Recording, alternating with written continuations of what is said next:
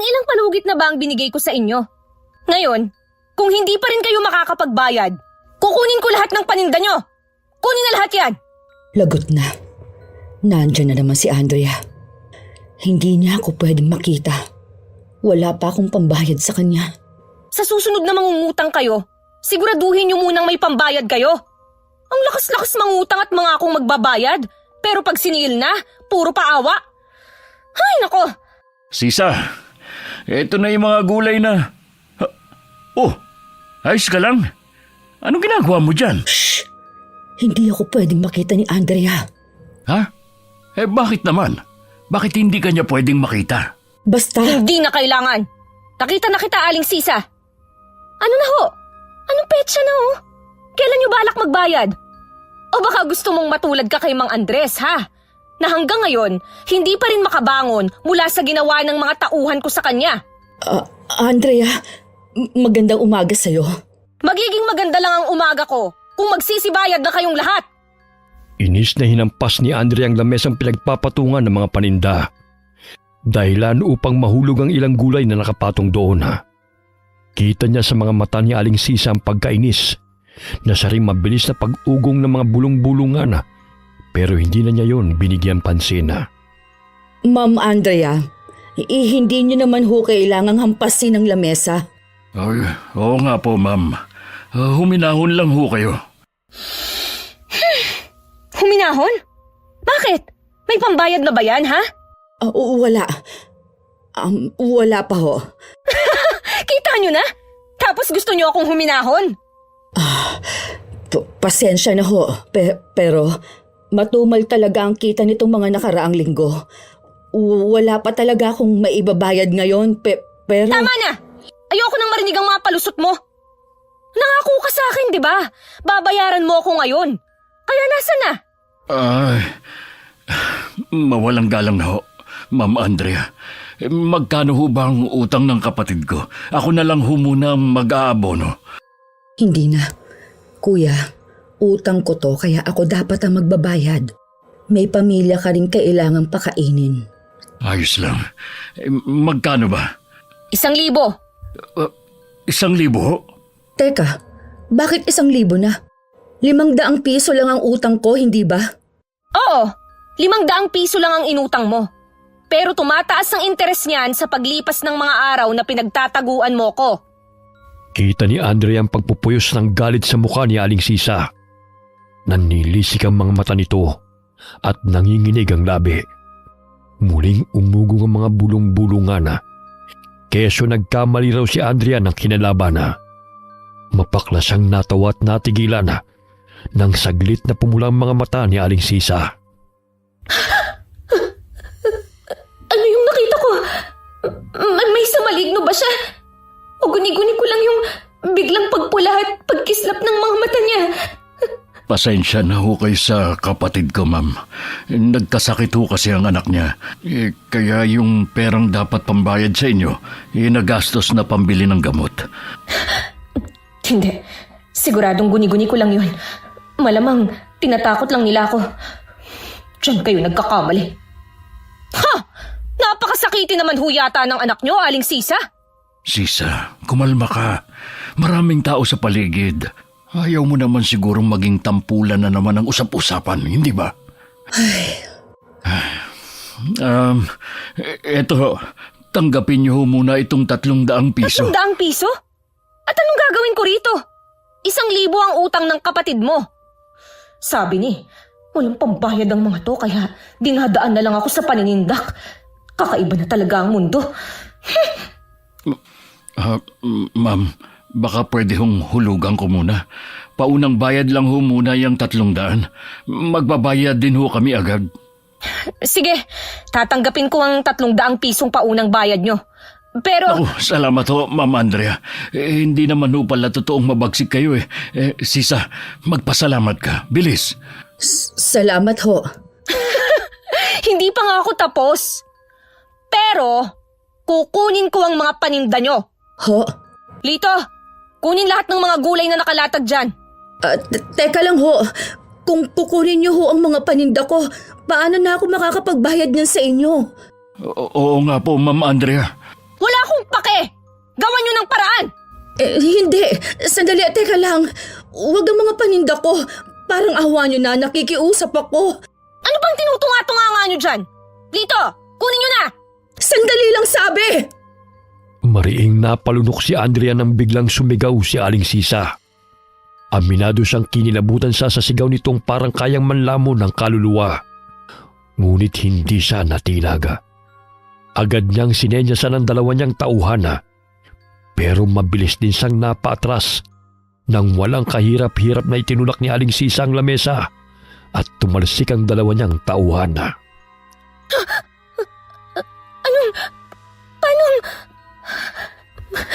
Malalaki ang katawan ng dalawa kong tauhan. Pero paano napatalsik niya sila ng ganon-ganon lang? Dahil ba yun sa lamesa? Kung itutulak ko ba ito pabalik, tatalsik din ba silang dalawa? Ano ba itong iniisip ko? Sisa, maghunos dili ka. Maraming matang nanonood. Inuubos ng babaeng ito ang pasensya ko, Isagani. Sa paraan ng pagkakatingin niya, parang gusto niya akong patayin. O ba't siya pa talaga ang matapang? Ano ba? Bumangon kayo dyan, mga tanga! Ang lalaki ng katawan niyo! Babae lang yan! Ma'am Andrea, ako na ho ang humihingi ng pasensya sa nagawa ng kapatid ko. Huwag na ho nating palakihin pa ito. Nakikiusap ho ako sa inyo. Makikiraan ho. Makikiraan. Ano bang meron? Makikiusisa lang ho. Yung kapatid mo ang nagsimula eh! Bakit? Wala ba akong karapatang singilin kayo? Hindi ba namin pinaghirapan ng perang pinapautang namin sa inyo? Teka, si Insan yun ah. Nakikiusap lang naman ako. Nabigyan niyo pa kami ng kaunting panahon. Nakikiusap daw. Ganyan na pala ang bagong paraan ng makikiusap ngayon. Eh yung panlisikan niyo ako ng mata. Parang gusto niyo na akong kainin ng buhay. Pasalamat ka umaga ngayon. Dahil kung gabi, hindi ako magtatalawang isip na kainin ka talaga. Ano? Talagang nakuha niya pang manakot? Sisa, ano ba? Hindi niyo ho ba naisip na kung kukunin niyo ang mga paninda ko, mas lalo akong walang maipambabayad sa inyo? Wala akong pake! Insan! Anong ginagawa mo rito? Kaya pala parang narinig ko ang boses niya. Ang alam ko, nasa Maynila to Nabalitaan kasi namin ang nangyari sa negosyo ni Tito. Nagpunta ako para sana kamustahin kayong dalawa.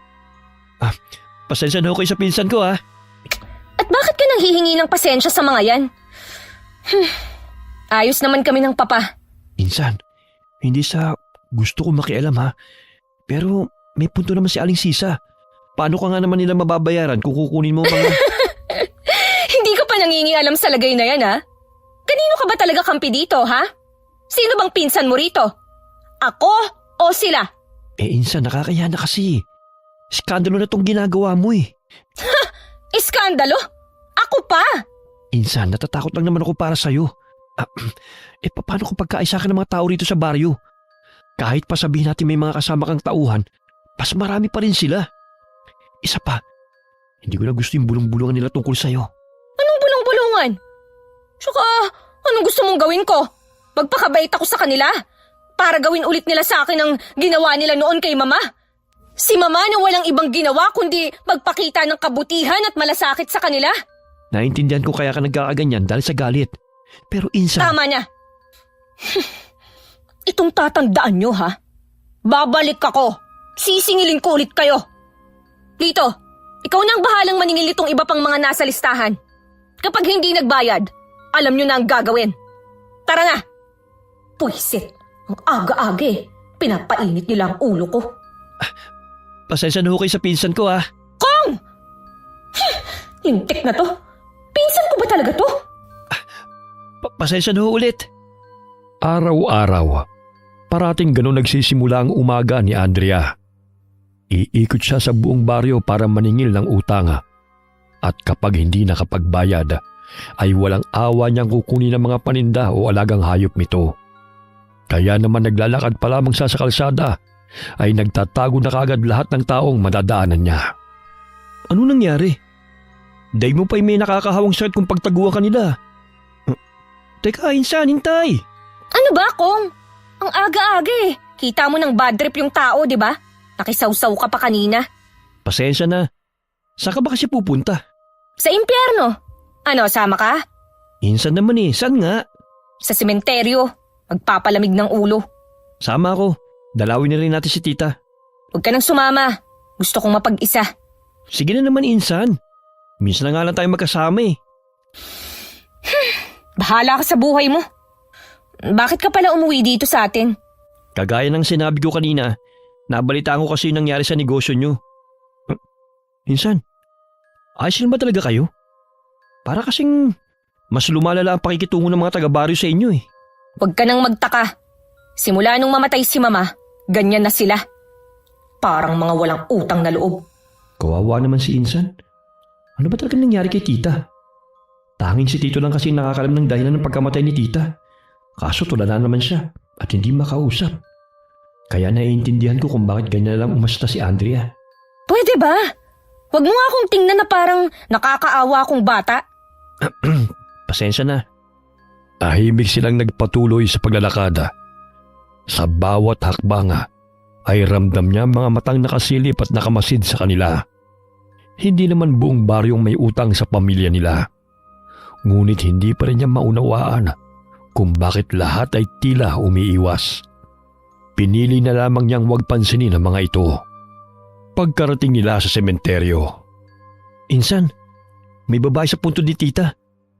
Sino kaya yon? Ha? Babae? Oo, ayun oh. Kilala mo? Hindi. Ngayon ko lang din siya nakita. Malabo namang kamag-anak ni Mama. Wala naman siyang kamag-anak dito sa baryo eh. At pagkatapos ng pagtataksil na ginawa ng buong baryo sa kanya, may lakas pa silang dumalaw sa puntod niya. Sino kaya siya? Sa liit ng baryo natin, halos lahat ng tao rito kilala ko na. Pero parang ngayon ko lang siya nakita. Posible bang dayuhan? Pero masyadong liblib tong baryo natin kaya malabo yun. Oh, palis na siya pinsan. Manang! Manang! Sandali lang po! Insan tara! Insan? Sandali. Parang namumukhaan ko siya. Ha? Hindi ko lang maalala kung saan kami nagkita. Manang, teka! Sandali lang ho! Teka Insan, sandali! Antayin mo ako! Mabilis na tumakbo si Andrea upang habulin ang matanda.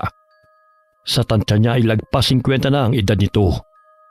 Nakasuot ng itim na belo at may katangkaran. Hinabol niya ito hanggang sa bungad ng kakahuyan. Ngunit nang akmang maabutan na niya, bigla na lamang itong naglaho na parang usok. Anong...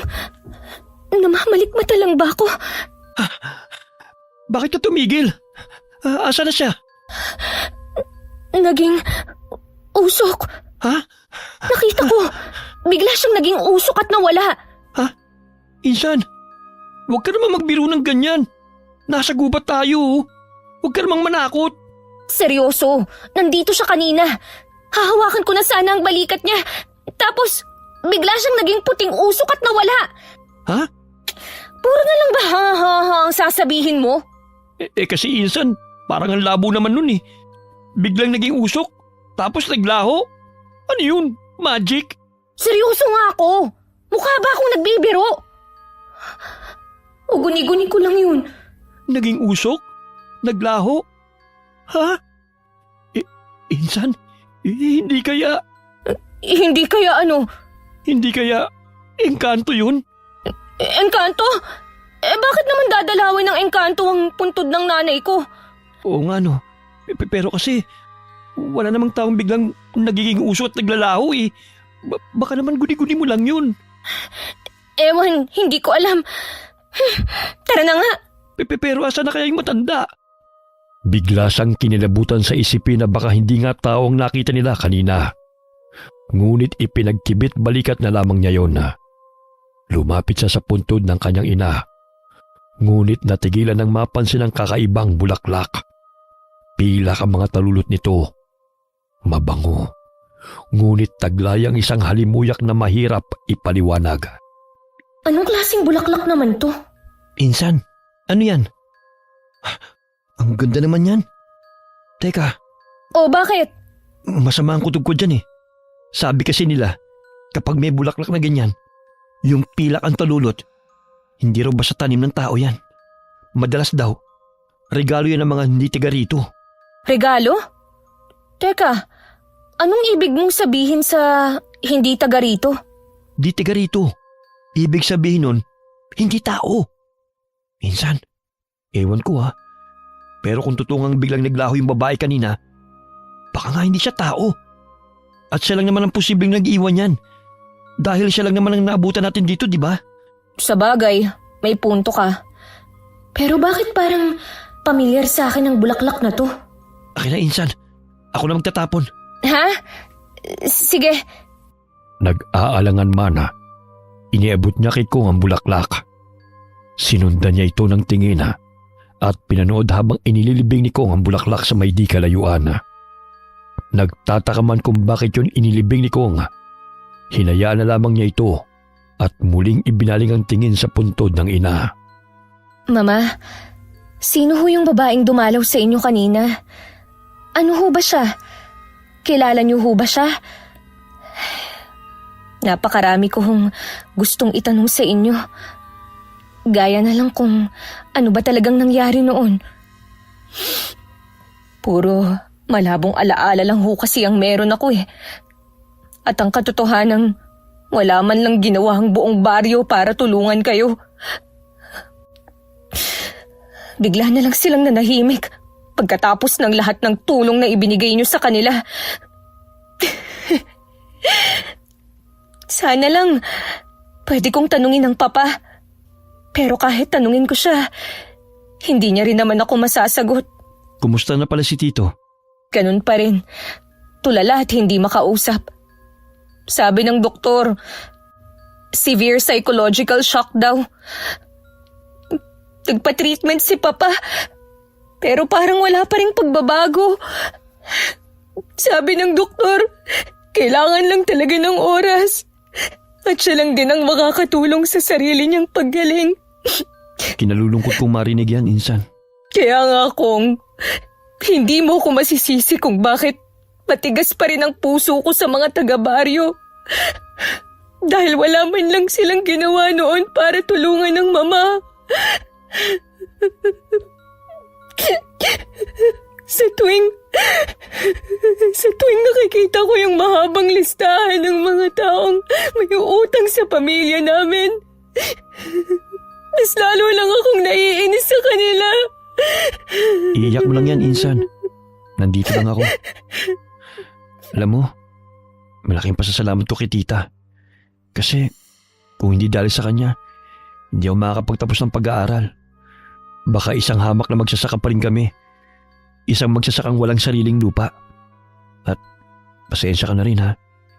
Hindi ko kasi masagot yung mga tanong mo eh. Wala rin kasi akong alam eh. Nagulat na nga lang din kami nang mabalitaang wala na si Tita. Ni hindi man lang pinag-usapan na para bang mas pinagtatakpan pa nila. Anong ibig mong sabihin? E paano?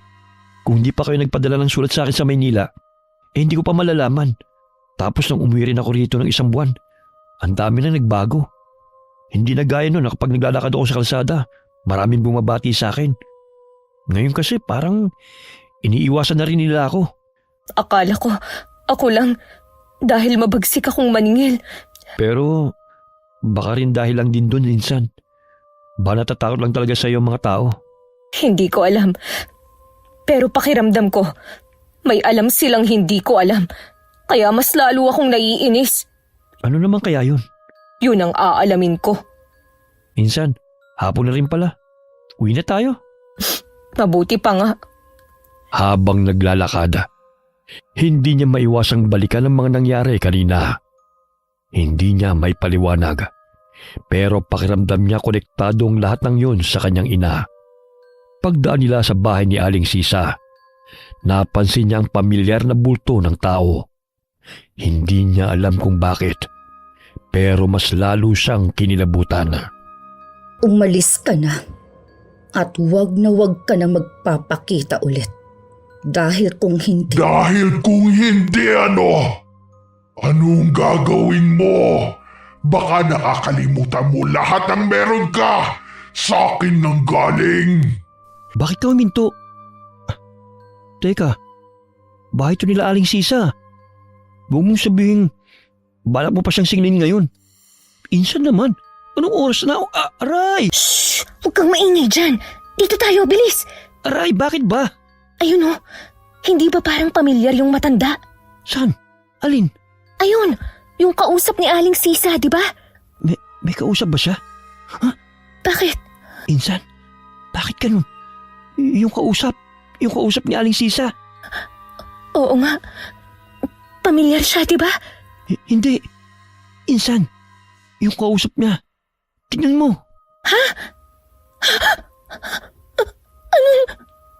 Naguguluhan man, kunot no niyang sinundan ang tingin ng tinuturo ni Kong. At gano'n na lamang ang gulat niya nang makita ang malaking usok na hugis babae. May kulay pulang mga mata ito. Habang si Aling Sisay seryoso lang na nakatingin doon na para bang hindi man lang natatakot o natitinag. Aray! Ano yun? Ang ulo ko. Yung malalabong alaala. Bakit pamilyar sa akin ang amoy at ang usok? Insan, umalis na tayo rito. Tara na. Insan? Insan, ayos ka lang? Bigla akong nahilo. Ha? Hindi ako natitinag sa'yo! Sisa! Pumasok ka na rito! Bilis! Itong sa'yo! Masyadong pambata ang mga laruan mo! Hindi ako kayang supilin ng simpleng asin mo lang! Kuya Isagani! Ayos lang ako. Pumasok ka na sa loob at puntahan ng anak mo. Pero paano ka? Ako nang bahala rito. Bagaman nahihilo, nakita niya na muling inatake ni Manong Isagani ang nilalanga. Sinabuhay nito ng asin ng lalaki. Ngunit agad siyang sinugod ng usok at natumba. Sa bawat paggalaw ng usok, lalong bumigat ang amoy nitong mabango na may halong lansa. Dahilan para lalong mahilo si Andrea. Kuya Isagani! Ayos lang ako. Hindi pa tayo tapos. Hindi ko hahayaang makuha mo ang kapatid at pamangkin ko. Itong sa'yo! Saan ko ba ito nakita noon? Ang amoy ngayon. Pamilyar. Ang ulo ko. Insan? Insan? Insan? Teka, ano ba nangyayari sa'yo? Hindi ka pwedeng mahimatay dito. Insan! Hangal ka kung inaakala mong kaya mo ko! Sisa, pumasok ka na sa loob. Kuya Isagani! Kung kailangan mo, hindi ba? Bakit hindi akong harapin mo? Sisa, wag. Nakikiusap ako sa'yo. Kuya, hayaan mo ko. Laban namin to. Hindi mo siya kaya. Pero, Isipin mo na lang ang anak mo. Pumasok ka na. kuya! Insan, ayoko pang mamatay. Tayo na! Teka, huwag mo akong yugyugin. Lalo lang akong nahihilo. Hindi! Anong, bumalik ka na sa puno ng dalakit kung saan ka naggaling! Mabilis na napasinghap si Andrea nang biglang maglaho si Aling Sisa. Sa sobrang bilis ng pangyayari, nasilay na lang niya ang isang bultong nakalutang sa ere. Natatakpan ito ng usok, kaya halos hindi niya maaninag. Ngunit may ginawa itong nagdulot ng malakas na sigaw. Kasunod ang paglaho ng usok at ang pagbagsak ni Aling Sisa sa lupa. Sisa! Ayos lang ako. Ano nangyayari? Wala na? Insan, tara. Umalis na tayo rito, bilis. Si Miro, Tayo na sa loob! Bilis! Insan, Ano nangyayari? Para akong nasusuka na hindi ko maintindihan. Parang gusto nang sumabog ng ulo ko sa sobrang sakit. Ano bang nangyayari? Insan. Dali, akanin kamay mo. Kaya mo mang maglakad? Oo. Dahan-dahan lang. Insan? Teka, huy. Huwag kang mahimatay. Insan? Uy, Insan! Tulong! Tulong! May tao ba dyan? Teka, paano ba? Pumasan ka na lang sa likod ko, bilis! Bago pa man makapasan sa likod ni Kong, biglang umikot ang paligid ni Andrea. At bago pa siya tuluyang himatayin, nakita niya ang isang matandang babae. Pamilyar ang mukha nito at nakangiti pa sa kanya. Pagdilat niya, nasa isang madilim na lugar na siya. Isang lugar na puro tubig ang paligid. Nasaan ako? Anong lugar to? Kong! Papa! Nasaan na ba ako? Ang lamig. Ang lamig naman dito. Kong! Andrea, Mama? Mama, ikaw ba yan? Mama, nasan ka po? Andrea, malapit nang dumating ang tamang panahon. Malapit na. Ang alin po? Nasaan ho ba kayo? Mama! Nasaan ho ba tayo? Ano pong malapit nang dumating? Mama! Nandito ka sa tirahan ko. Sino ka? Andrea, malapit na. Andrea, gising ka na. Panaginip. Panaginip lang. Ayos ka lang. Pinagpapawisan ka. Tawagin ko lang muna ang doktor. Doktor? Nasaan na ba ako? Teka, kwarto ko to ah. Ay, nasa bahay na pala ako. Saglit na isinandal ni Andrea ang ulo niya sa ulunan ng kama. Makalipas ang ilang minuto, muling bumukas ang pinto at pumasok dito si Kong kasama ang isang doktora. Paglapit nila, agad siyang sinuri nito. Pagkatapos ay may ilang utos ang ibinigay kay Kong bago muling lumabas ng pinto. Ano? Kumusta? Nilalamig ka pa rin ba? Hindi na. Ano bang nangyari? Anong sabi ng doktor? Sabi niya, baka na-trigger lang daw ang trauma mo. Nabanggit ko rin kasi sa kanya na dinalo natin kanina si tita at may mga nangyaring kakaiba. Sabi niya, baka yun ang dahilan kung bakit ka biglang inapoy ng lagnat at hinimatay. Pero, ayos ka na ba talaga, Insan? Inapoy ng lagnat? Oo, nang madala kita rito kanina, bigla ka lang inapoy ng lagnat. Mabuti na nga lang din at nandito si Doc para sa regular check-up ng papa mo. Kaya natignan kanya kaagad. Sandali, binuhat mo ako pa uwi? Mula sa bahay nila Aling Sisa? Nakaya mo akong buhatin? Oo, ang bigat mo nga eh. Halos mabali itong likod ko. Isa pa, wala naman akong pagpipilian eh. Sa takot ko na baka magpakita ulit yung usok, ginamit ko na lahat ng lakas ko para lang mabuhat ka pabalik rito. Ganun pala. Pero, yung usok, yung mga nangyari kanina, nakita mo rin yun, di ba? Oo, hanggang ngayon nga kinikilabutan pa rin ako pag naiisip ko yun. Alam mo, mas mabuti pang huwag na natin pag-usapan yun. Nananayo ang balahibo ko, nakakilabot. Nga pala, sigurado ka bang okay ka na talaga? Oo, medyo mabigat lang ang katawan ko. Mabuti kung ganun. Maiwanan muna kita para makapagpahinga ka. Kong, May problema ba? sasabihin ko ba sa kanya ang tungkol sa napanaginipan ko? Pero baka mas lalo lang siyang hindi makatulog. Wala. Gusto ko lang magpasalamat. Ang papa pala, Nasa kwarto niya, nagpapahinga. ikaw pala, saan ka matutulog? Uuwi ka ba sa inyo? Baka hinahanap ka na nila tita. Ayos lang. Gabi na rin naman eh. Dito na lang muna ako makikitulog sa inyo. Saka, ito naman talagang sadya ko kaya ako umuwi eh. Sigurado ka ba dyan? Hindi mo naman kailangan gawin to eh. Isa pa, ngayon ka lang din bumalik dito sa baryo. Sigurado ako, gusto ka ring makasama ng mama at mga kapatid mo. Oo, Insan. Saka, ang dahilan din talaga ng pag-uwi ko dahil gusto kong tumulong sa negosyo nyo. Pambawi man lang. Maintindihan naman yun ni na inay. Isa pa, nagkasama naman kami nung nakaraang buwan nang umuwi ako rito. Oo nga pala.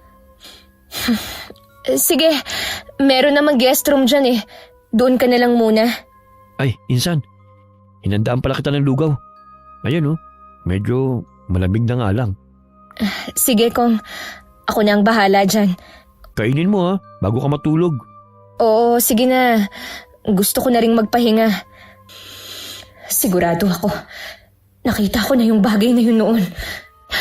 At yung amoy. Tama. Yun yung amoy ng bulaklak sa puntod ni Mama. At yung usok.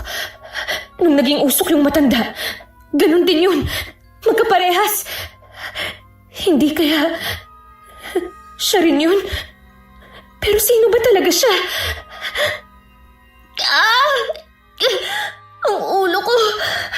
Parang sasabog sa sakit. Pilit niyang ipinikit ang mga mata at kinalimutan ang mga nangyayari.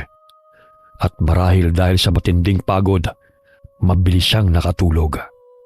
Kinaumagahan, maaga siyang nagising at nagtataka na tila ba ang gaan ng pakiramdam niya. Taliwas sa naramdaman niya kagabi. Magandang umaga. Oh, ang aga mo yatang nagising parang ang ganda pa ng gising mo Oo nga eh. Medyo nagtataka nga rin ako. Pero sa palagay ko, magandang pangitain to. Baka maraming magbabayad ng utang ngayon. Maniningil ka pa rin? Pagkatapos ng mga nangyari? Magpahinga ka muna kaya, Andrea. Okay na naman na ako. Tsaka mas okay na rin to, no? Kailangan ko ng pera dahil konti na lang. Wala na akong maipambabayad sa doktor ni Papa. Tsaka sa caregiver niya. Ay, yung sakahan kasi, palugi na. Kaya huwag ka nang magreklamo at samahan mo ko. Hindi ba't kaya ka nga umuwi rito? Kasi naman, Andrea, insan, kinikilabutan pa rin ako pag naalala ko yung mga nangyari kagabi. Di pa rin ako makapaniwala. Nangyari talaga yun? Para kasing sa mga kwento at telebisyon lang nagkakatotoo mga ganon. Ako rin naman eh. Kaya nga kailangan nating bumalik sa baryo. Marami pa akong tanong na gusto kong mabigyan ng kasagutan. At hindi yun masasagot kung magmumukmuk lang ako rito sa bahay. Ang papa pala. Nasa kwarto niya, natutulog pa. Matapos nilang mag-almusal ay wala na silang sinayang na oras. Agad silang nagtungo sa talipapa para maningil sa mga tinderang may pagkakautang sa kanila. Malayo pa lamang inapansin na kagad ni Andrea ang tindahan ni Aling Sisa na nakasarado. Tingnan mo nga naman. Mukhang pinagtataguan na ako ng magaling na si Sisa. Baka naman dalang sa nangyari kagabi kaya hindi sila nakapagbukas ng tindahan. Sana nga totoong dahil lang dun. Dahil oras na malaman kung pinagtataguan nila ako. Kalalagyan talaga sila. Ha? Oh, anong gagawin mo? Trespassing yan, huy. Sisilipin ko lang naman. Para kasing may tao sa loob. Wag na. Hayaan mo na yan, insan. Sandali lang. Para talaga kasing may tao sa loob eh. Andrea, pinagtitingin na tayo ng mga tao. Baka mamaya may mawala pa dyan. Ikaw pa mapagbintangan. Mahirap na. Shhh! Sinong nandyan? Aling Sisa! Insan. Aling Sisa, alam kong nandyan ka. Huwag mo na akong pagtaguan pa. Hindi mababawasan ang utang mo kung magtatago ka. Aling Sisa! Mabilis na napahinto si Andrea nang bumukas mag-isa ang pinto. Madilim sa loob. Masyadong tahimik. Inilibot niya ang tingin pero walang kahit na sinong naroon. Doon niya napansin ang manipis na usok na marahang gumagapang mula sa sulok. Aabante na sana siya pero agad siyang hinila pabalik ni Konga. Wag na! Parang may nakita akong usok. Ha?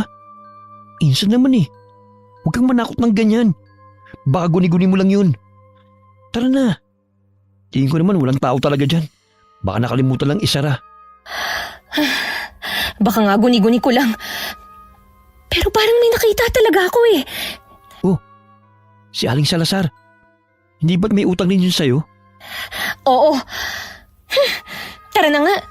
Tapusin na natin ang paniningil para mabawasan naman tong mahabang listahan ng mga walang utang na loob. Aling Salazar! Nakita ko na ho kayo! Hindi nyo na kailangang magtago! Gaya ng nakagawian na, isa-isa na lang pinuntahan ng mga tindahan at kabahayan ng mga pamilyang may pagkakautang sa kanila. Pagsapit ng tanghalian, saglit silang umuwi upang kumain, bago muling bumalik para tumuloy sana sa koprasan. Ngunit napahinto si Andrea nang matapat sila sa bahay ni Aling Sisa. Kong, sandali lang. Bakit? May problema ba? Naamoy mo yun? Parang... Anong amoy yun? Parang amoy na susunog. Oo nga no. Parang galing sa loob ng bahay ni na Aling Sisa. Hindi kaya bumalik ulit yung usok na hugis babae? Insan, tara na. Umalis na tayo rito. Ayoko pang mamatay no. Sandali. Hindi pa tayo sigurado kung totoong bumalik yung usok. Baka naman nagsisigalang sila. Uy, teka. Ano naman yung gagawin mo? Sisilipin ko lang. Ayan ka na naman eh. Mas mabuti nang makasiguro tayo. Isa pa, ang dami pang tanong sa isip ko na hindi pa nasasagot.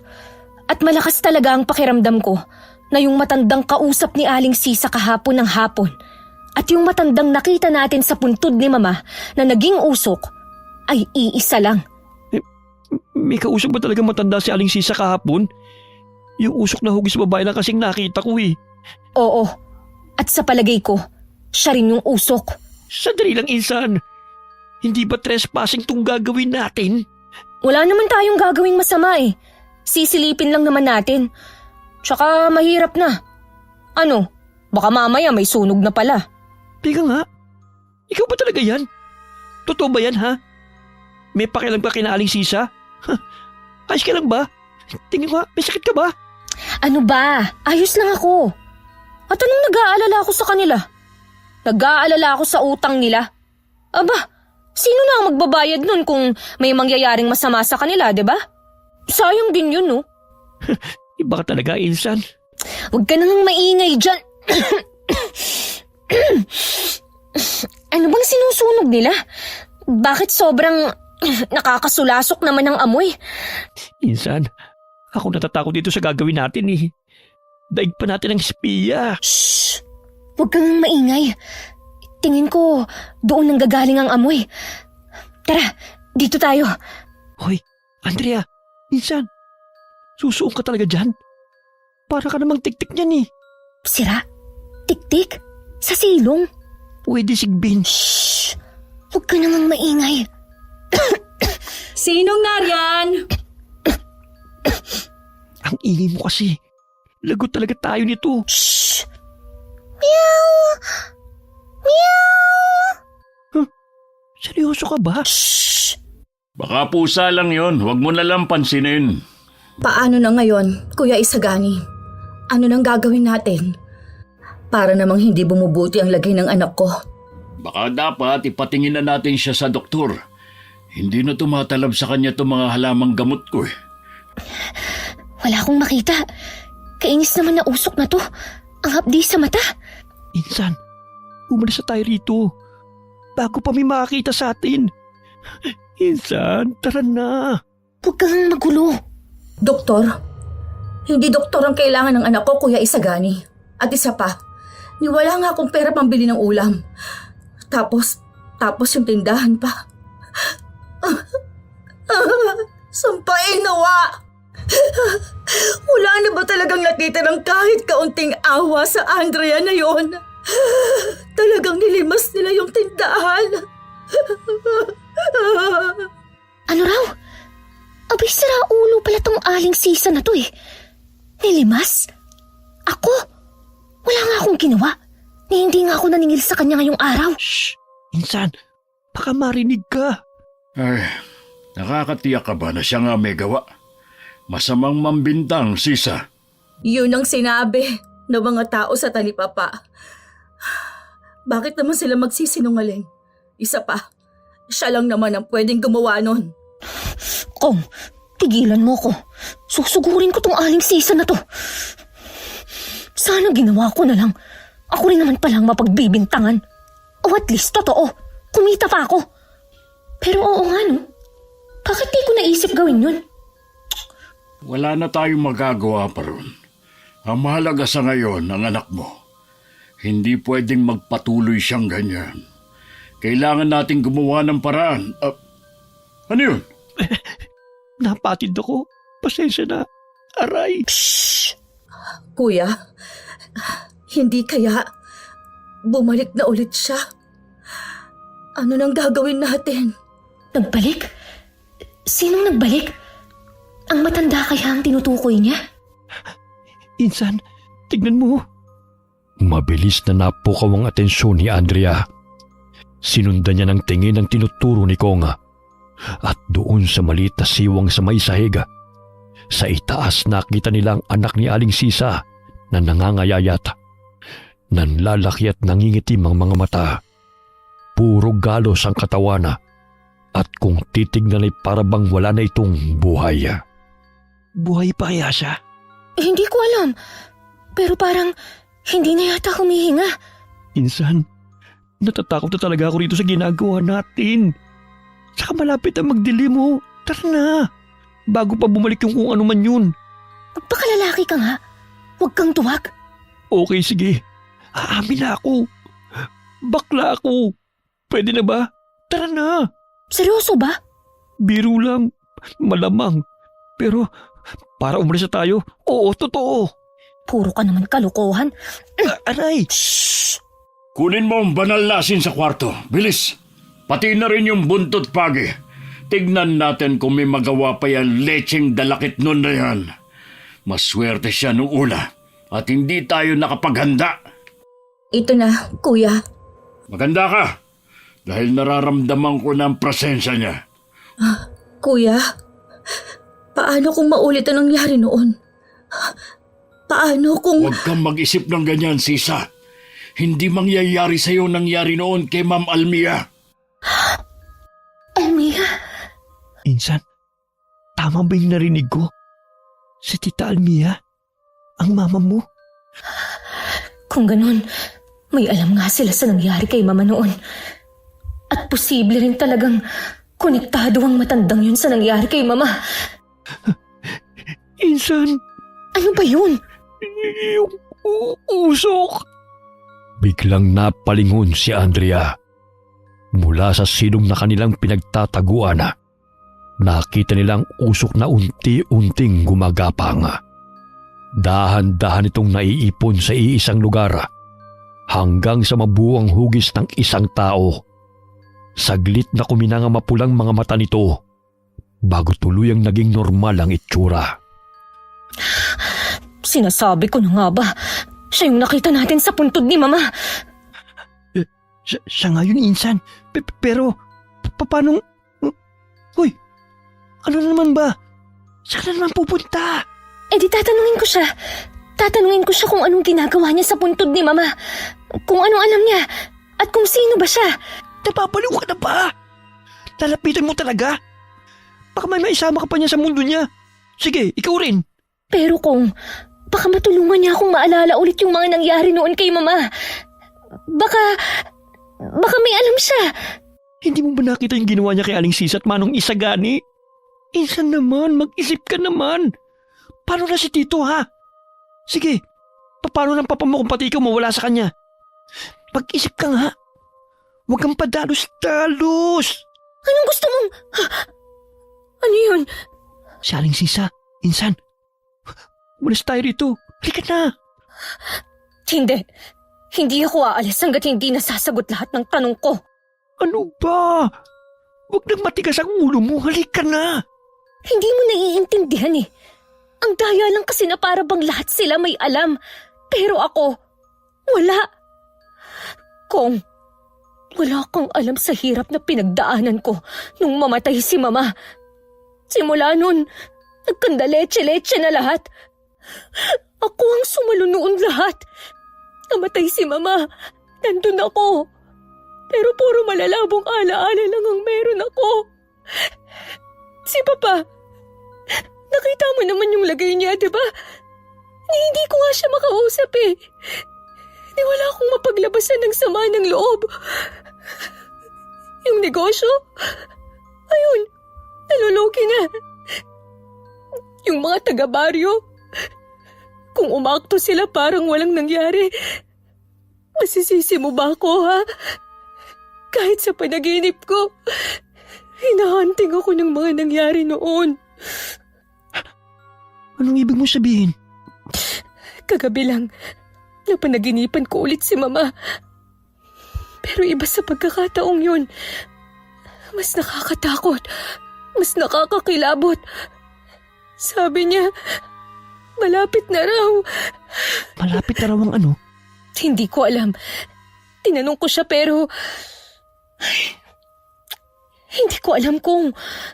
Pero tingin ko talaga, may gustong sabihin sa akin si Mama. At kailangan kong malaman kung ano yun. Oh, Insan, tabi! Bago pa man makalingon si Andrea, mabilis na siyang naitulak ni Kong palayo. Napasubsub siya sa sahig at nanlaki ang kanyang mga mata nang makita si Kong na tumilapo na. At sa lakas ng pagkakabangga sa haligi ng bahay, napaubo ito ng dugo. Andrea, anong ginagawa niya rito? Hindi na dapat siya nagpunta pa rito. Kuya, si Manang Luring. Talaga namang napakakunat ng matandang yan. Anong ginawa niyo sa pinsan ko? Insan, sa likod mo! Alanganing napalingon si Andrea nang may ituro si Kong at halos maubos ang kanyang hininga sa gulat nang makita ang matanda sa harapan nila. Nakangiti habang nanlilisik ang kulay pulang mga mata. Mabilis siyang umatras, saka iniharang ang sarili upang protektahan si Kong. Sino ka ba talaga? Kamukhang kamukha mo talaga ang iyong ina at ang iyong...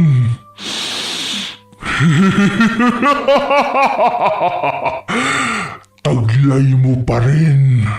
Sino ka? Bakit mo kilala ang mama ko? Huwag mo na siyang idamay pa rito, Loring. Kami naman talaga ang sadya mo, hindi ba? Sagutin niyo ang tanong ko! Anong alam niyo? Anong alam niyo sa pagkamatay ni Mama? Huwag kang lalapit! Sisa, pumasok ka na sa loob at ilayo mo na rito ang anak mo. Paano ka, kuya? Ako na ang bahala. Tatapusin ko ng dapat matagal ko nang tinapos. Pero, Sige na! kuya, gamitin mo tong mutya ng dalikit nun para makatakas rin kayo rito. Alam ko, wala itong gaanong epekto sa kanya dahil sa kanya rin nagmumula ang kapangyarihang meron to. Pero... Hindi. Gamitin mo yan pang protekta sa inyo ng anak mo. Ano ba? Sagutin mo ang tanong ko! Sino ka? Anong alam mo? Ngayon na! Loring! Humanap ka ng katapat mo! Etong sayo! Mabilis na kinabig ni Andreas Kong palayo nang biglang sumugod si Manong Isagani sa dalakit noon. Ngunit sa mismong sandali na tumama ang buntot pagi sa katawan ng nilalang, tila bang hagupit ng sakit ay dumaloy din kay Andrea.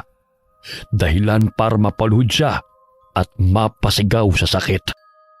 Insan! Manong Isagani! Ang nilalang na yan ang kalaban nyo, hindi ang pinsan ko! Insan! Insan! Paano? Hindi ko tinamaan si Andrea. Pero paano? Hindi maaari. Paano nangyari ito? Isinakripisyo ni Ma'am Almi ang buhay niya para putulin ang sumpa. Pero bakit? Hindi niyo mailalayo sa akin ng anak ko! Anak ko siya! Hindi siya sa'yo! Hindi! Sisa! Anong nangyari? Bakit ako naapektuhan ng masaktan siya? Noong nakaraang gabi, Insan! Andrea! Ano ba nangyayari sa'yo? nakaramdam rin ako ng... hilo nang maging usok siya at akayin ni Manong Isagani. Ha? Ano bang sinasabi mo? May hindi tama rito kung may tinatago sila sa akin. Bakit ako apektado? Alam mo, mas mabuti pa umalis na tayo rito. Hindi ko alam po anong nangyayari pero wala tayong laban sa kanila. Tara na, tutulungan kitang tumayo. Mamatay ka na, Lorraine! Ha? Bakit walang talab sa dalakit nun ang buntot pagi ko? At tila si Andrea ang sumasalo ng lahat ng sakit nun. Hindi ako papayag na kunin mo ang anak ko! Mabilis na nabaling ang atensyon ni na Andrea kay Aling Sisa. Muling nag-anyong usok ang dalakit nun at ang puntirya nito ay ang anak niya. Ngunit bago pa man ito makalapit, may inilabas si Aling Sisa. Isang kwintas na kulay itim. Itinaas niya yun at mula roon sumiklab ang kakaibang liwanag. Hindi ito puti, ngunit nakakasilaw ito at tila bumabalot sa paligid. Hindi pa tayo tapos. Babalik ako. Kukunin ko ang batang yan. At Andrea, babalikan kita, anak. Ano yung kakaibang liwanag na yun? Ha? Asa na siya? Anak? Aray! Sisa! Diyos ko, anak. Muntik na tayo doon. Kuya, Ayos lang ba kayo? Nasaktan ka ba? hindi naman kuya. Pero ang anak ko, Ano yun? Ayos ka lang? Para akong napaso. Ha? Napaso saan? Parang may apoy na dumaloy sa ugat ko nung lumiwanag. Aray! Panahon na rin siguro para malaman mo ang totoo, Andrea. Totoo? Anong totoo? Hindi tayo ligtas dito sa labas. Doon tayo sa loob mag-usap. Teka, paano kami nakakasiguro na wala kayong gagawing masama sa pinsan ko? kung wala kayong tiwala sa amin, pwede na kayo umuwi. Sigurado ako, ligtas kayo doon sa mansyon nyo dahil marami kayong tauhang pwedeng magprotekta sa inyo. Kung wag na, gusto ko ring malaman ng totoo. Tayo na sa loob kung ganon. Insan, hindi kaya totoo yung hinala natin? Tignan mo yung anak ni Aling Sisa. Para talagang wala na siyang buhay. Tignan mo yung mga kuko. Nangingitim na. Hindi papatay ang anak ko! Buhay pa ang anak ko. Pwede ba akong hindi yun ang mahalaga sa ngayon? Kailangan kong malaman at mabigyan ng linaw ang pagkamatay ni Mama. At hindi mo rin ba narinig ang sinabi ni Aling Sisa? Buhay pa raw ang anak niya. Baka malubha lang talaga. Pasensya na ho, Aling Sisa. Sandali lang. Sisa, mauna ka na sa loob. Susunod kami. Bakit ho? Kung maaari lang sana, huwag na kayong magtanong ng kahit ano tungkol sa kalagayan ng anak ni Sisa. Bakit ho? Hindi nyo na kailangan malaman pa ang dahilan. Isa pa, naparito kayo para malaman ang totoong nangyari noon, hindi ba? Gusto nyo ng kasagutan patungkol sa totoong nangyari kay Ma'am Almia. Yun ang sadya nyo, hindi ba? Oho. Huwag ka na kasing magtanong pa. Madilim na sa labas at huni na lamang ng mga kuliglig ang bumabalot sa paligid. Pagpasok ni Andrea sa bahay nila Aling Sisa, agad siyang sinalubong ng amoy na hindi niya matukoy. Inalalayan siya ni Kong na maupo sa mahabang upuan. Saglit niyang inikot ang paningin at napansin ang mga tuyong dahon na nakasampay sa dingding. Sisa, naihanda ko ng silid. Maaari mo nang ihiga ron si Miro. Ako na ang bahalang kumausap at umintindi kina Ma'am Andrea. Kong, pwede mo ba akong tulungan? Ho? Saan ho? Takpan natin yung butas sa dingding. Ilagay natin yung maliit na cabinet doon. Aray! Sige po. Ayos ka lang ba dyan, Insan? Ha? Oo. Huwag mo akong intindihin. Masakit lang yung mga latay ko. Pero ayos ako. Mabuti na lang at hindi ganon kalaki ang naging butas. Hindi na ho kaya babalik yon? Ang mga kagaya niyang dalakit nun, may limitado lang na oras. Hindi sila pwedeng mawalay ng matagal sa puno nila. Ikakapanghina nila yon. Kaya pala kaparehong oras din nung nakaraang gabi siya nawala. Oh, Teka, alam niyo ho na nandun kami? narinig ko ang sigaw mo. Nakita ko kayo. Maiba ho pala ako. Ano ho ba yung dalakit nun? Saka, bakit niyo ho tinawag na dalakit nun si Manang Luring? Yung matanda, dalakit nun ba siya? Oo, isa siyang dalakit nun. Isang uri ng hindi lang basta engkanto kundi aswang rin. Ho?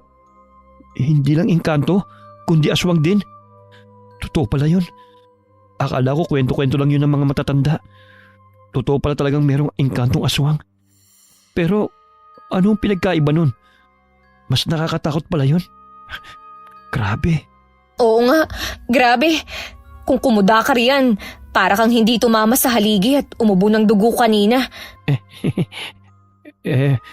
Para saan ho pala yung mga dahon na kinuha nyo? Para dyan sa mga natamo niyong sugat. Unahin na kita kong. Akin ang kamay mo. Kamay ho? Oo, kamay mo. Alanganing iniabot ni Kong ang kamay kay Manong Isagani.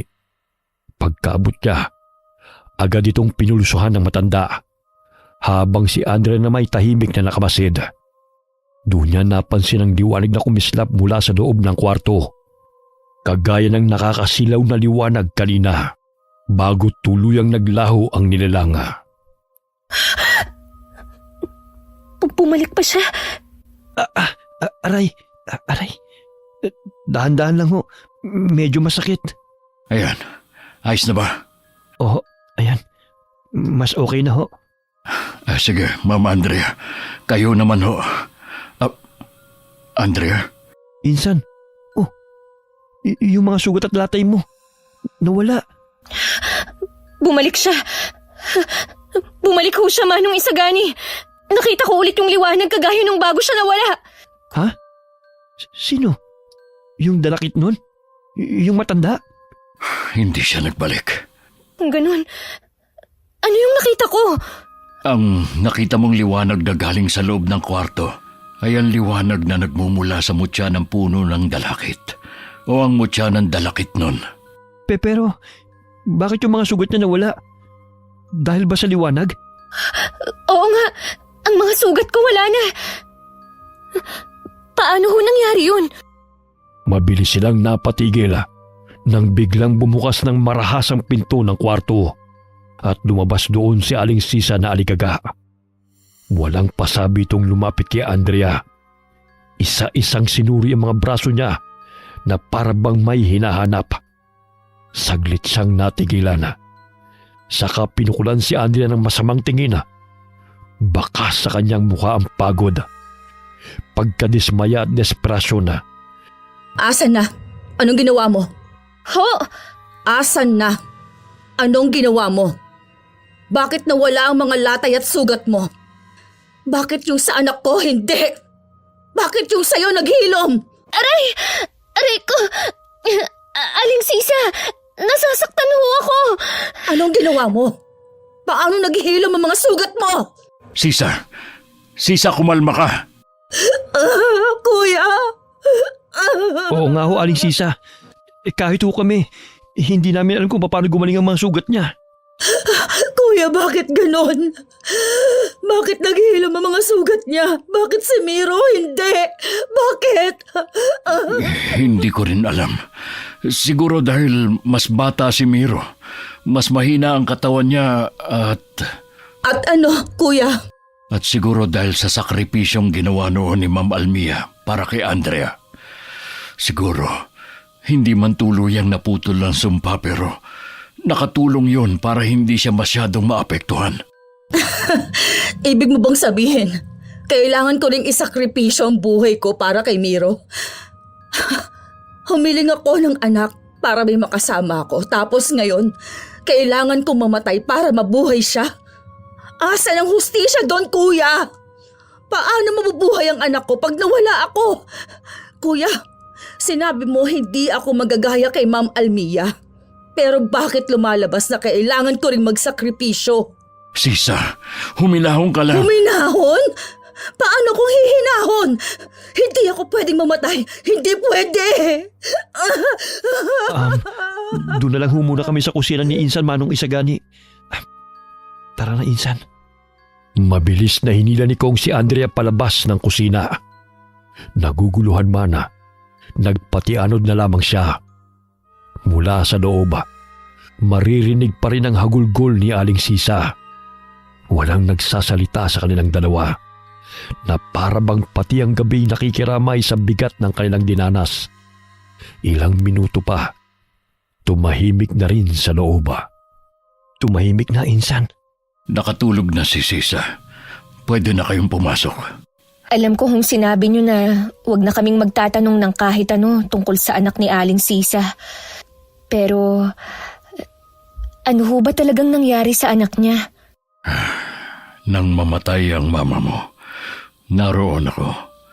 Nakita ko kung paanong walang awang kinitil ni Loring ang buhay niya. Ang dalakit nun na yon.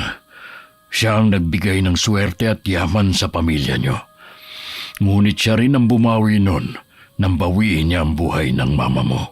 Ano ang ibig niyong sabihin na siya ang nagbigay ng swerte at yaman sa pamilya namin? Matagal na hong mayaman ng pamilya ko.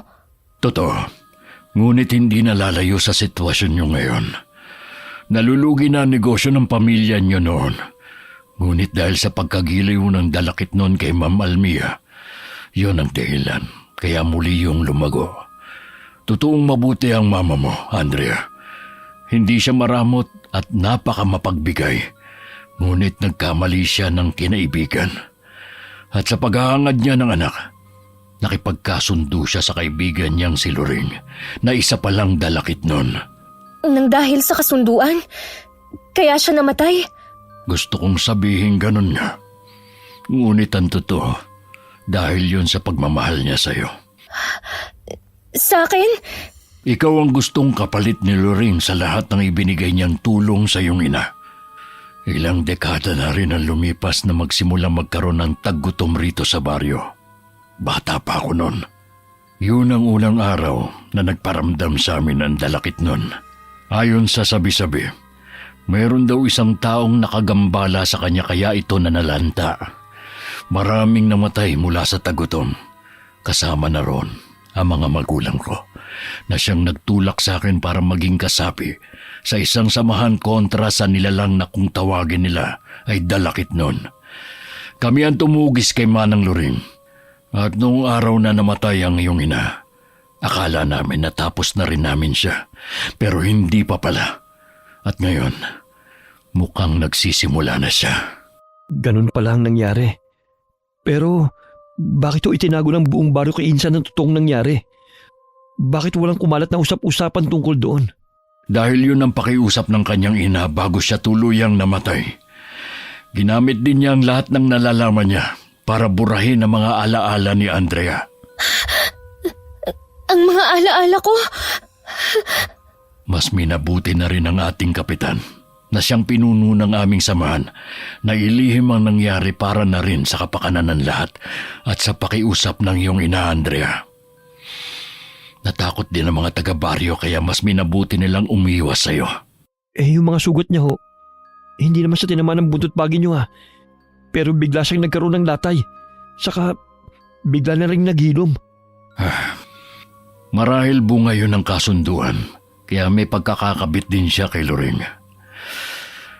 Hindi ko alam. Hindi ako sigurado. Kung ganun, ang lahat ng yun... Ang ulo ko! Aray! Ano nangyayari sa'yo, Insan? Ang ulo ko! Ang ulo ko! Masakit! Anak! Narinig ko siya! Naririnig ko siya! Sino naririnig mo? Ang boses na yun! Siya yung sa panaginip ko! Malapit na kitang makasama. Hindi! Manong Isagani, anong nangyayari sa kanya? Andrea! Manong Isagani! Biglang nanlamig ang buong katawan ni Andrea na sinabayan pa ng matinis na tunog. Umikot ang paningin niya hanggang sa tuluyan siyang mawalan ng malaya. Mabilis siyang naalimpungatan nang marinig ang tila mga boses na nag-uusap. Sa simula'y malabo at parang nagmumula sa malayo. Ngunit unti-unting naging malinaw habang dahan-dahang bumabalik ang kanyang ulirat. Aray, hindi ko kwarto to. Ang ulo ko. Ano na hong gagawin natin? Galit na galit ang mga tao. Nandito pa rin pala kami. Kong, anong nangyayari? Ba't parang ang daming tao sa labas? Insan, gising ka na. Nagkalat ang mga patay na hayop malapit sa bungad ng gubat at lahat sila. Si Aling Sisang sinisisi. Ano? Paano nangyari yun? Hindi rin namin alam eh.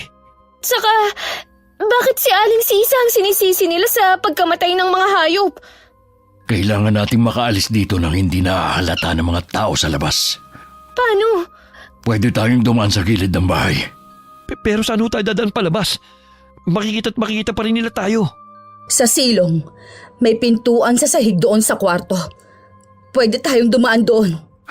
Tayo na. Bilis. Kong, Bakit? ano ba talagang nangyayari? Hindi ko rin alam eh. Nagising na lang ako dahil sa ingay. Nahahalata mo rin ba? Parang may tinatago sila sa atin.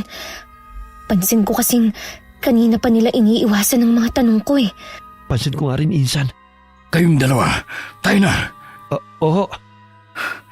Dahan-dahan lang.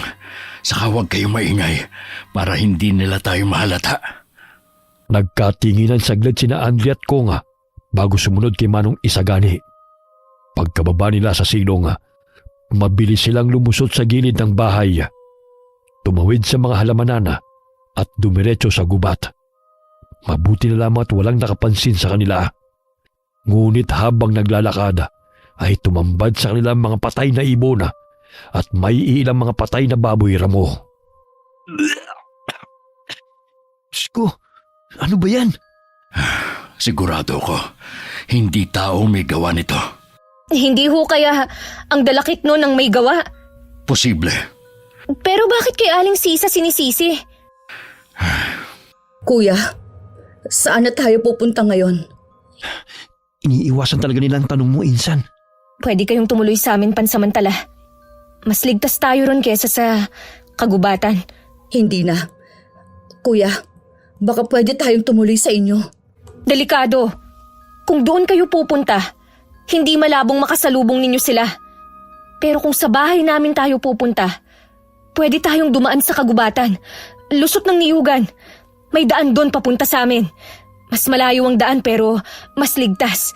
Pero kuya, May punto si Andrea, Sisa. Mas ligtas kung sa kanila muna tayo pansamantalang mananatili.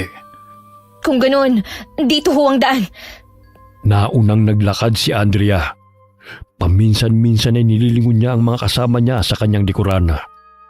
Napansin niyang hirap na hirap si Aling Sisa sa pagkarga ng anak.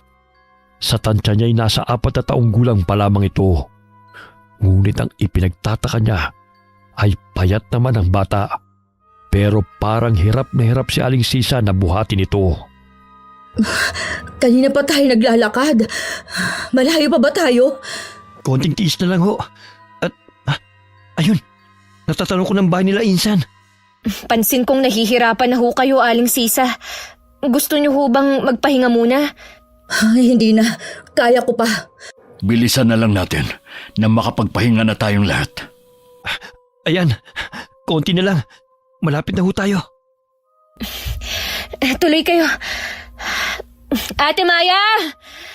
Ate Maya! Mabilis na tinungo ni Andre ang kwarto ng kanyang ama at sakto namang nakasalubong niya roon ang doktor nito. Bahagya itong nagulat at napatulala nang sundan ng tingin ni Andre ang tinitingnan nito. Nakatuon yun sa anak ni Aling Sisa. Mabilis pa itong napa-sign of the cross na para bang nakakita ng multo. Ayos lang ho ba kayo? Para ho kayong nakakita ng multo ah. Ay, oo nga, insan. Aling Sisa, si Doc Alvin ho. Siya yung doktor ni Tito. Magaling na doktor ho yan.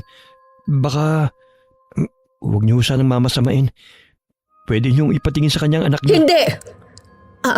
Hindi, doktor, ang kailangan ng anak ko.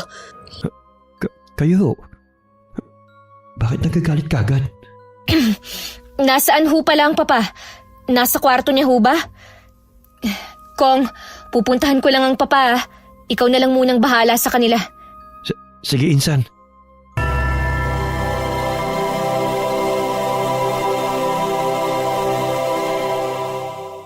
Papa! Nariyan ho ba kayo?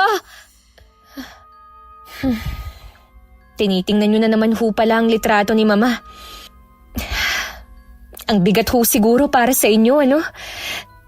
Nakita nyo lahat pero wala man lang kayong nagawa. Alam ko na ho lahat, Papa.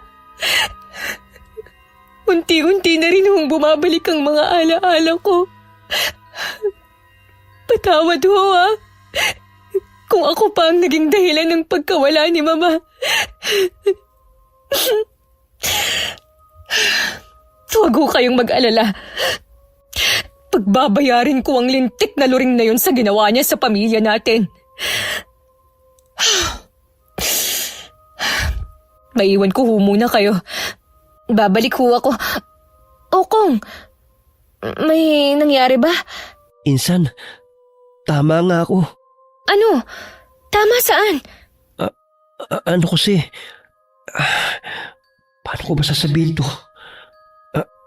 Ano kasi? Matagal nang patay yung anak ni Aling Sisa. Ano? Bago umalis kanina si Doc Alvin, kinausap niya ako.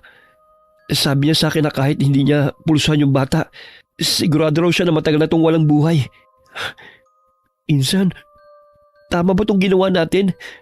Paano kung totoo yung binibitang ng mga tao kay Aling Sisa? Ang alin? Na siya ang pumatay sa mga hayop? Ewan ko. Hindi ko na alam kung anong paniniwalaan ko eh. Kinikilabutan tuloy ako. Sandali. Baka naman nagkamali lang si Doc. Isa naman doktor yun.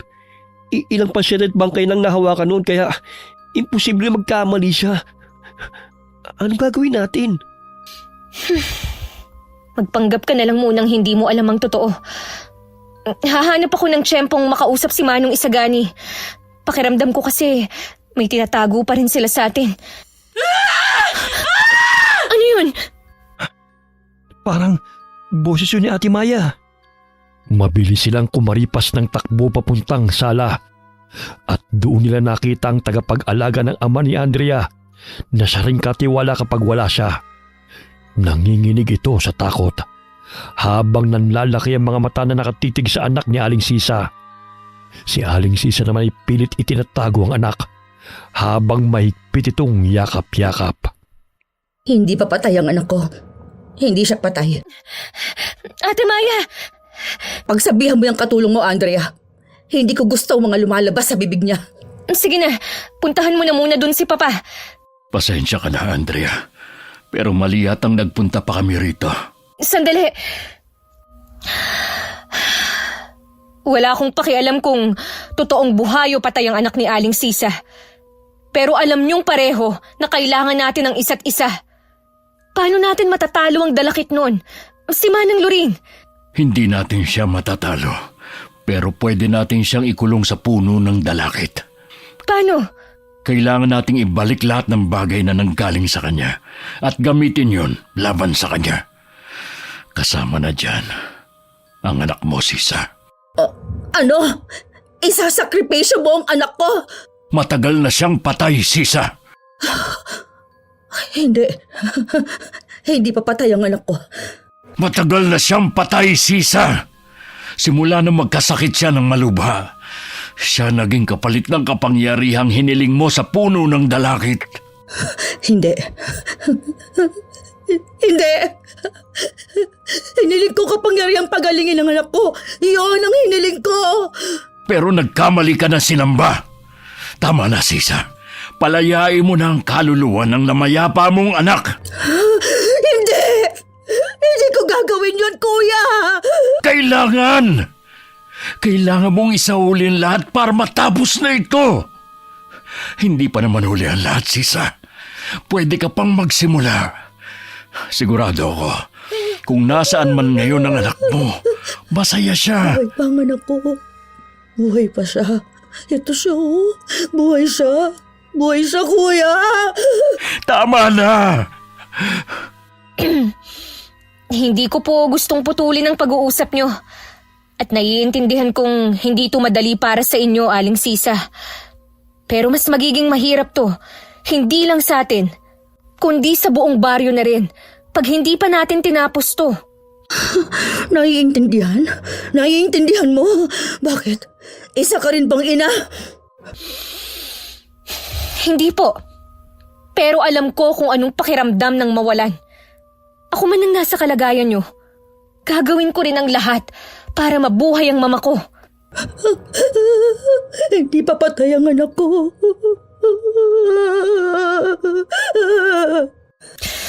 Aling Sisa, hindi na natin mabubuhay pa ang patay. Buong buhay ko, bit-bit ko ang bigat ng pagkawala ni mama. Hindi lang ina ang nawala sa akin, pero pati ang sarili kong ama. Oo, buhay siya, pero hindi ko naman makausap. Pakiramdam ko rin, tinalikuran ako ng buong baryo, kaya ako naging malupit. Pinagkaitan ako ng katotohanan. Pero ikaw, ayun nga oh, pilit nang sinasampal sa'yo ang totoo. Masakit pero kailangan yung tanggapin. Hindi pa nga siya patay! Patay na siya! Insan, tama na. Tama na ho. Pare-pareho na ho tayong pagod. Mabuti pa ho magpahinga na muna tayo. Hindi pa siya patay, hindi pa. Sabi sa akin ang dalakit nun, may kapangyarihan na mutya. Nakuha ko yung mutya. Mapapagaling pa siya nito. Gagaling siya. Sisa, Gagaling siya! pasensya na. Pero kailangan muna kitang patulugin. Anong ginawa mo sa kanya? Huwag kang mag-alala. Pinatulog ko lang siya. Paano yung nagawa yon? Manggagamot ako. At mayroon ding angking galing. Halos lahat ng albularyong may galing. Kayang gawin ang ginawa ko.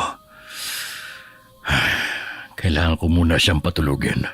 Dahil nauubusan na tayo ng oras. Tanghaling tapat na.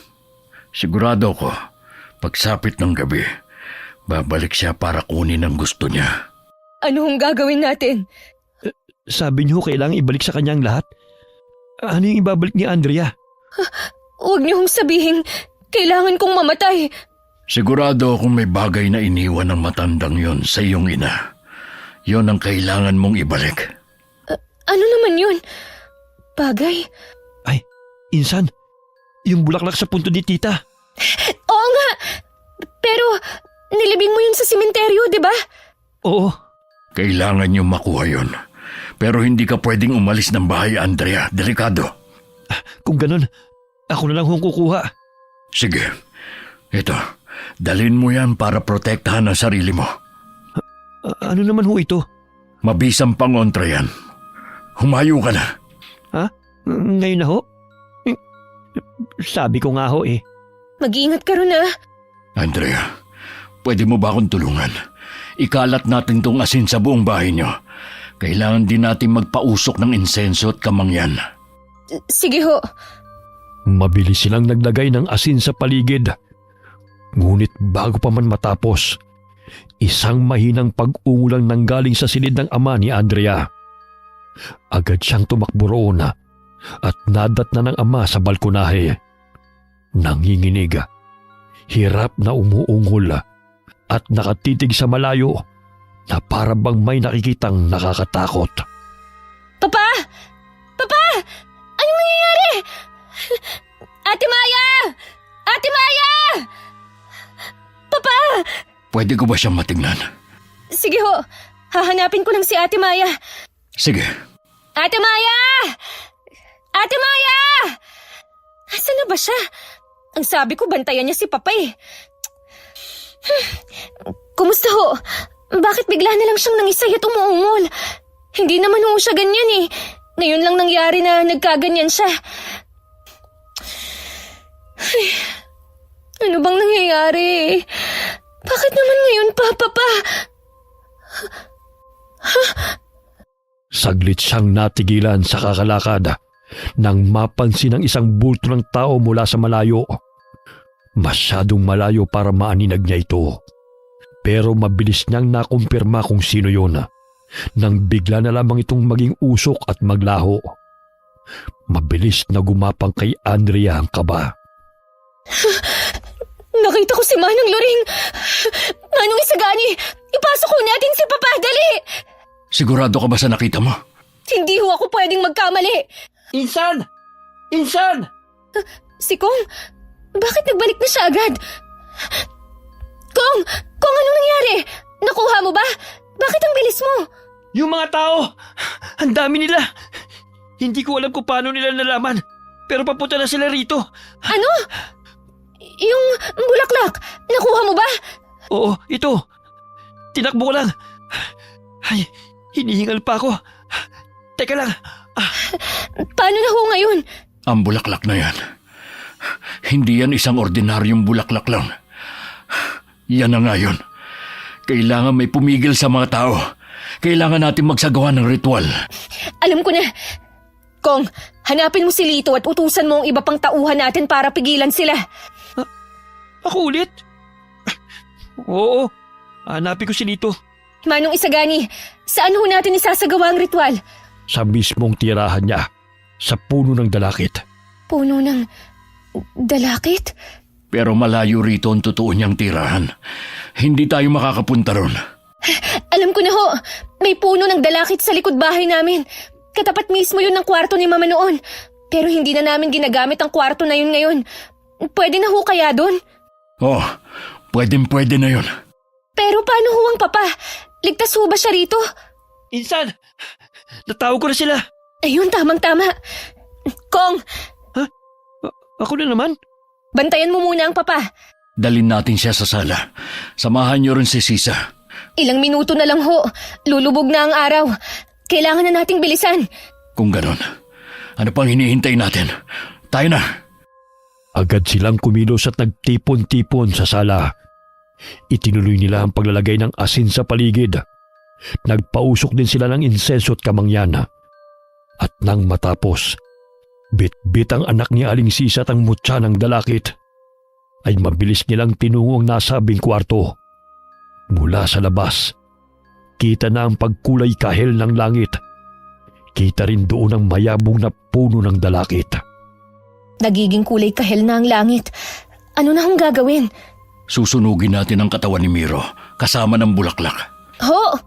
Doon, kailangan nating mas lumapit. Pwede mo ba akong bigyan ng ilang minuto? Gusto ko lang magbigay galang sa pamangkin ko. Kahit sa huling sandali. Hayaan mong ipagluksa ko siya. Sige ho. Saglit na lumayo si Andrea. Pinanood niya mula sa balkonahe si Manong Isagani na dinala si Miro sa puno ng dalakit. Naglatag ng tuyong dahon at maingat na inihiga roon ng bata. Ipinatong sa dibdib ang bulaklak, saka nagsaboy ng asin sa paligid. Pagkalipas ng ilang sandali, gumalaw ang kanyang labi na tila umuusal ng dasal. Miro, patawarin mo kami sa bigat na sakripisyong ito. Hindi ka na namin kayang iligtas pero sa pagsasauli sa puno ng dalakit, makakamit mo ang katahimikan. Naway matahimik ka na at hindi na muling magdusa. Sumalangit na ang iyong kaluluwa. Amen. Hindi ho ba natin gigisingin si Aling Sisa? Hindi na. Magwawala lang siya ulit. Kailangan na natin magsimula bago pa tuluyang dumilim. Ako magsasagawa ng ritual. Ang kailangan mo lang gawin, manatili sa loob ng bilog na asin na ginawa ko sa kwarto. Kapag natapos na, gamitin mo ang kutsilyo at hiwain ang palad mo. Ipatak mo ang dugo sa mutya, saka mo to basagin. Paano ho kayo? Hanggat nasa bilog ako, ligtas ako.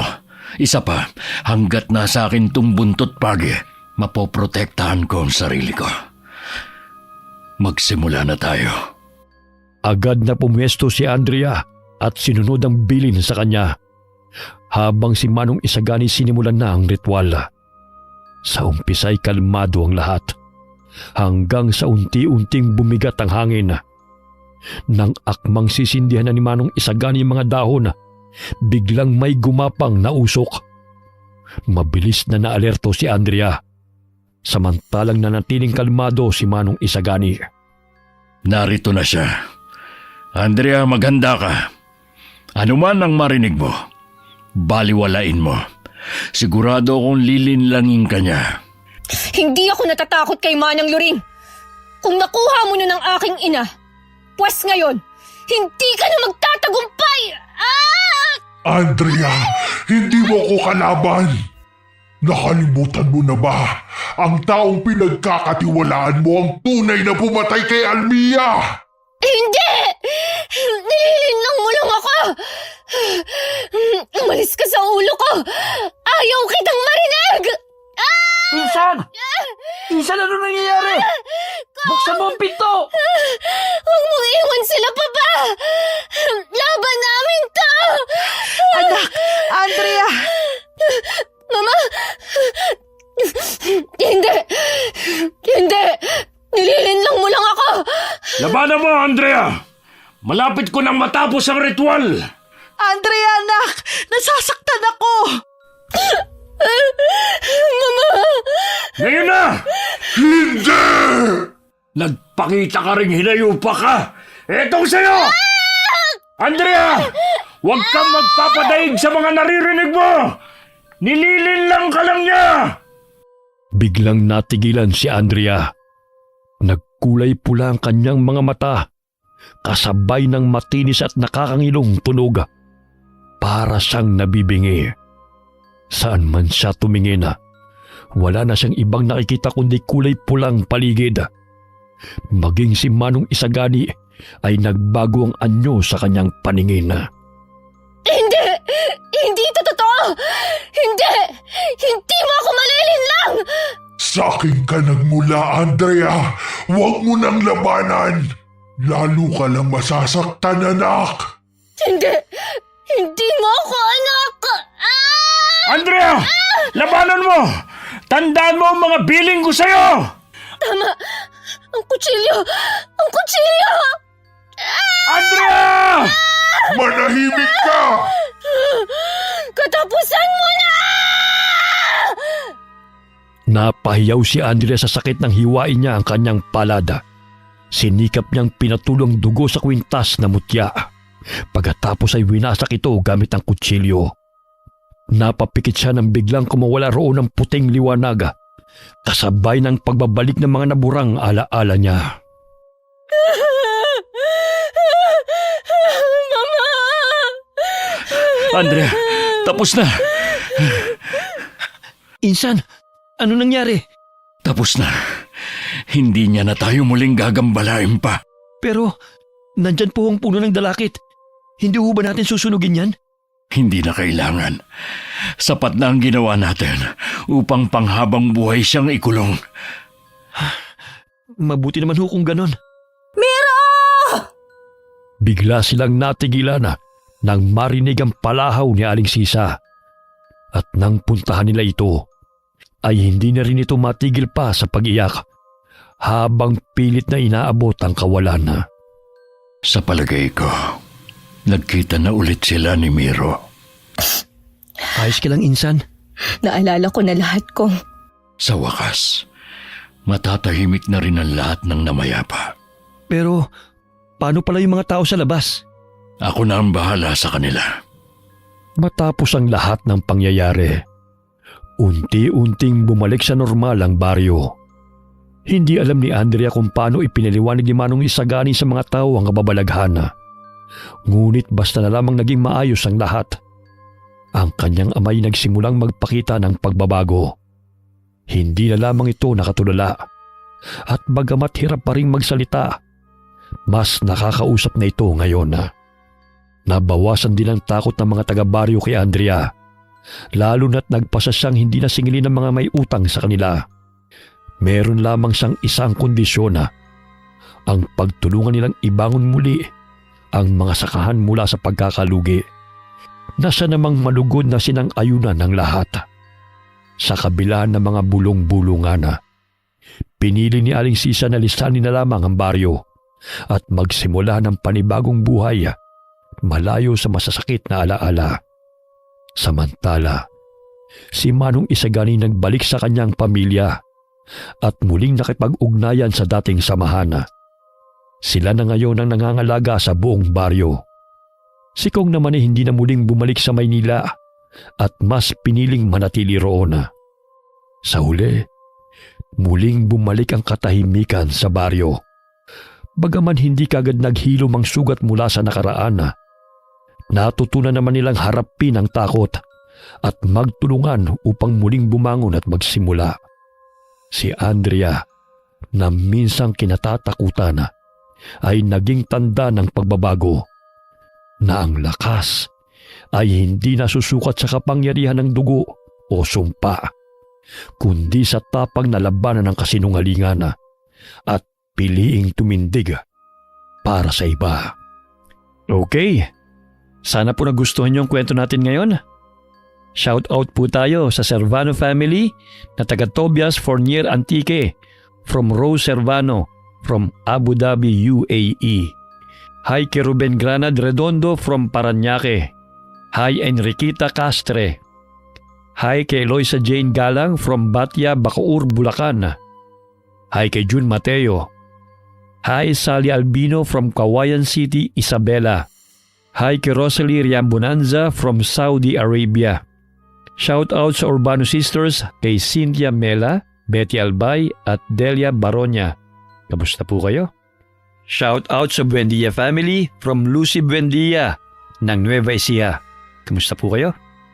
Hi kay Cheryl Vertudazo from Bahrain. Hi kay Dina Reclamante. Hi kay Rona Galado from Hong Kong. Hi kay Ria Duetes from Bohol, pero nandito po siya ngayon sa Antipolo. Hi Ria. Shout out po sa lahat ng OFW dyan sa France, lalo na po kay Liza Rosario. Mabuhay po kayo. Hi kay Rangeline Alcantara from Ditumabo, San Luis, Aurora. Hi kay Glenda Gilyado from Malaysia. Alright, maraming salamat po sa inyong lahat and God bless all of you.